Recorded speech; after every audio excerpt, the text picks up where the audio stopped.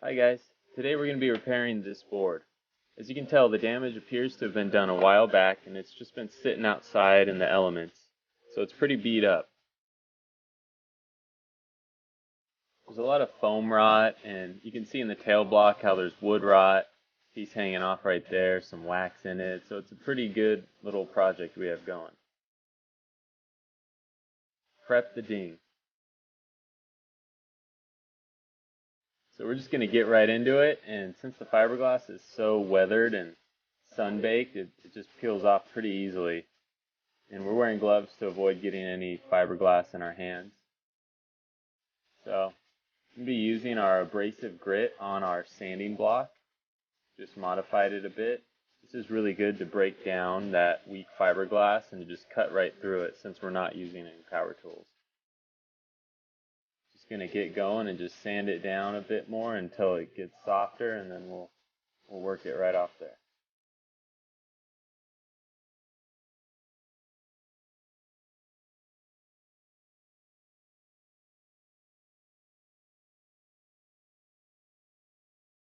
As you can see, we sanded just a bit and it weakened it enough to where we could just pull it right off. And yeah, as you can see, the foam's brown. There's a lot of foam rot in there, so you're going to have to fill that too. Tail block's rotten. This board's definitely been abused, but we can get her back into the water.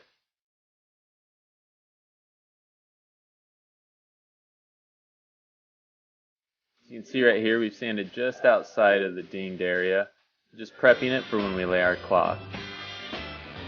Now we're going to sand the top, which the top isn't as bad, but we'll definitely have to sand down to the fiberglass. That way when we lay our cloth on the bottom, it'll wrap to the deck and blend in nicely.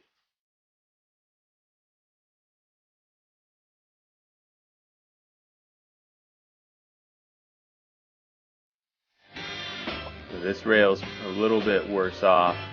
You can see we're sanding and kind of loosens up a little bit and slightly delamed as well, so we'll just pull that part off and rebuild it.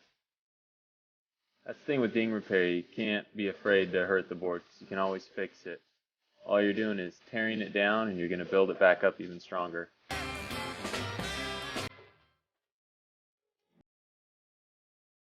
As you can see, we have our products here. We have a bucket, laminating resin, a quart of thick sill, and a quart of Q-sill, which is more than enough. We've been using these on several dings you might have seen in our other videos. I have a cheap little 5-inch spreader and a stir stick that we've reused several times as well. All we're going to do is pour our laminating resin. We're going to just have about 4 ounces of it, which is more than enough for the job we have. We're going to add in our Q-sill. And then after that, we're going to go ahead and add in our thick sill as well. As you can see, I put a little over 4 more ounces, maybe about 4.5, 5 ounces of Q-sill. We're going to go ahead and put in a couple ounces worth of the thick sill as well. We're using the thick sill basically to add thickness to the resin. The Q-sill is going to puff it up and make it light, and the thick sill is going to keep it so it doesn't drain off the side and we don't have to tape off. It's just a convenience factor. As you can see, we're mixing it up pretty thick. It's definitely thicker than pancake batter. It's more like a paste. And that's the thick sill right there. You can see it hanging off, but it's not going to drop. So you can put it upside down on vertical surfaces. It's really useful. Go ahead and catalyze it. Kick this, probably not super hot, a little medium because it's a really warm day. And that'll give us a good amount of working time so we can spread it on there and get it in all the places we need it to be. Go ahead and just plop our paste on there. So you can see we have quite a bit to fill, and there's different levels and different angles. Some on the side rail that goes up to the deck and some on the bottom right there. So we're just going to put it on and start to spread it across. You could, if you wanted, you could tape off, which we've done in the past.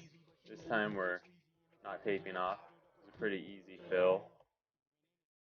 So we're just going to make sure we have enough on there. You don't want to be frugal with this. You want to make sure you get it all in every crack, crevice. And you want to have more material than you need, that way you can sand it back down and reshape it. Because when you deal with these kinds of things with foam rot, you usually end up taking out the foam that was there, so you have to have more material to reshape the rail.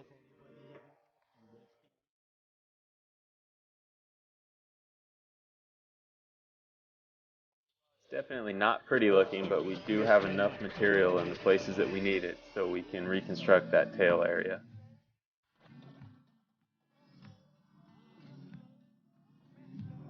Once again, we're going to use our sanding block modified with the 40 grit abrasive, and we're just going to go ahead and sand down our hardened mixture here. Some people don't like to wait until it's fully cured, and they'll take a Sureform blade to it when it's about 3/4 cured, and you can do that. That works just fine. I'm not in a rush, so I just waited, about 45 minutes with the heat and the way we catalyzed it, and it's ready to go. Pay attention to the material on the rail. You can see it disappearing pretty quickly. That's where that abrasive really comes in handy.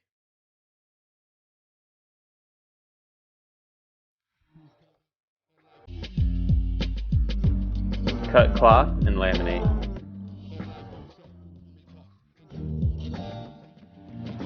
So I decided to do 2 layers on the bottom, which people don't necessarily do. I decided to do it because we lost a bit of the rail on the back and the tail, and the bottom had a lot of foam rot, so I just wanted to reinforce it really well.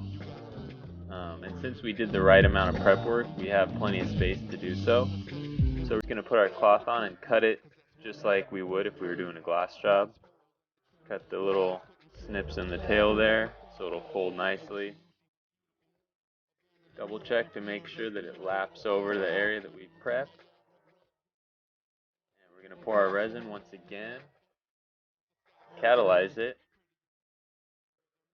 and mix it up and get it going.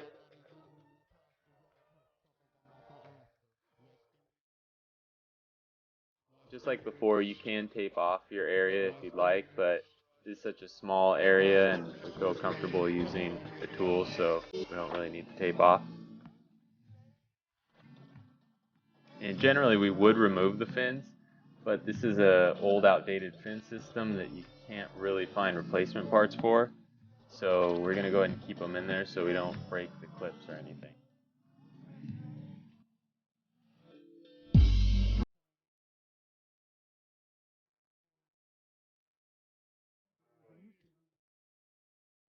Prep for hot coat.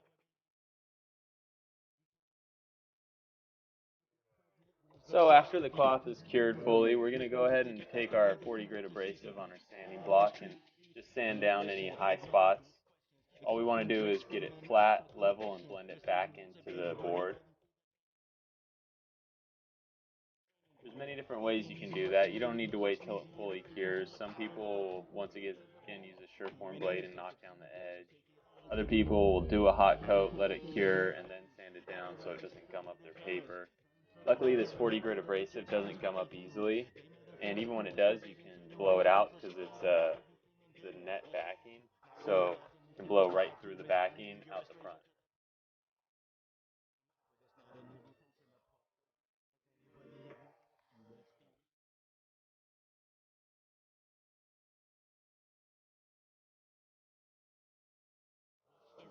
After we've gotten everything smooth and flat and blended, we're going to go ahead and clean it off, and then we're going to do our paste coat. We haven't done this in the past, but this is always something I like to do, and this is basically just laminating resin with catalyst, and it's just going to fill in any of the uneven spots before we do our hot coat, and it gives us another little barrier for when we sand. Hot coat. Alright, so once our paste is cured to about 30 to 50%, we're going to go ahead and do our hot coat. The main thing we want to make sure is that our paste won't lift up when we're hot coating over it, since it's not fully cured. This is just one way to save time, and then that way you get a good chemical bond between the two instead of a mechanical bond.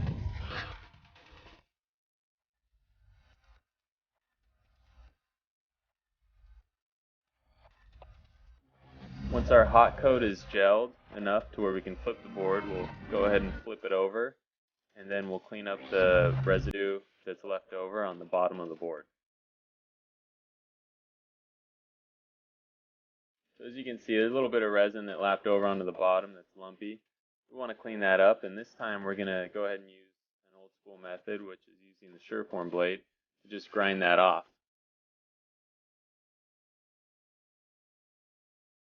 Now we're going to go ahead and set our edge on the board. Luckily this board didn't have much of an edge to begin with, so it's going to be a pretty easy tape job. We're just going to go ahead and fold the tape over. We will set somewhat of an edge just so we'll have something there to sand and blend back into the shape of the board. Use some styrene to help the fiberglass lay flat. It's always a nice little trick before it gets rid of the weave, and it helps it to lay a little bit smoother and flatter. Now we'll go ahead and do our paste coat on the bottom as well. I like this on the bottom since the bottom is so flat on this board, so it'll just help blend in any areas that are high and low or uneven in the repair. Just gives us that extra barrier as well before we run into the cloth again. Hot coat. Now we're just going to go ahead and do a rolled hot coat over our paste coat. Just want to make sure we cover it all with the sanding resin, and then we'll be ready to move on to the next step after it fully cures, which is sanding. Sand the hot coat. So it's fully cured, and since we're sanding by hand, we're going to start off using 80 grit. You can see on the top, I was using it freehand, and on the bottom, I'm using it on the block. That's just because the bottom is flat. This will just help it blend in nicely. We're using a circular pattern, just as if we were using a machine to sand. Gonna sand the rails by hand without the block and any of the curved areas, just because our hand will conform to the curves better.